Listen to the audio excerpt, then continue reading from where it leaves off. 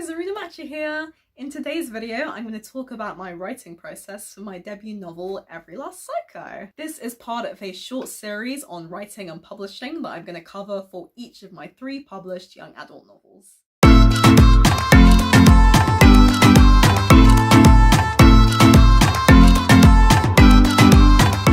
I'm going to cover the whole publishing process for Every Last Psycho in another video. I have always wanted to be a writer. It's what I loved to do as a little kid, and it's always been one of my greatest passions. I have been drafting and working on several stories for years, including my now published novel Anne. For context, Every Last Psycho contains 2 novellas, Every Last Thought and Psycho Girl.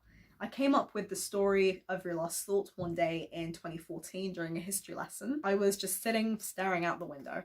And as Stephen King says, ideas for books usually tend to just form. We don't really know where they come from. I'm sure all writers can attest to this as well. It's something that will come very naturally, usually inspired by some event or situation, or even based on real life.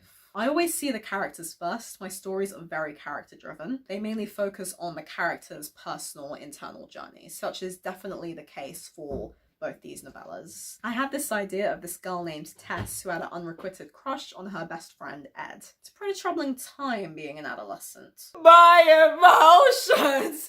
My emotions!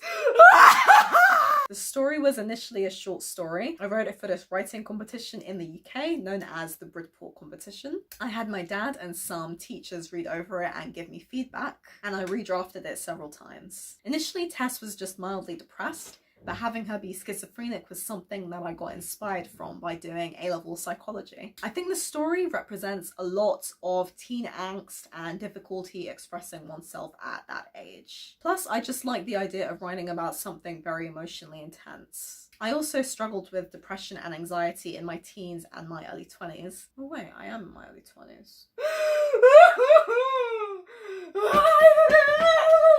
In July 2015, I wrote the entire story over the course of 1 week. It's about 24,000 words, and I was 18 at the time. I didn't redraft it until over a year later when I added in some more interesting parts, such as a character who Tess briefly dates, whose dad is in the mafia. Tess lost her twin brother when she was young in a car accident, which triggered the onset of the schizophrenia. As for Psycho Girl, the second novella in the book, that's pretty self-explanatory really.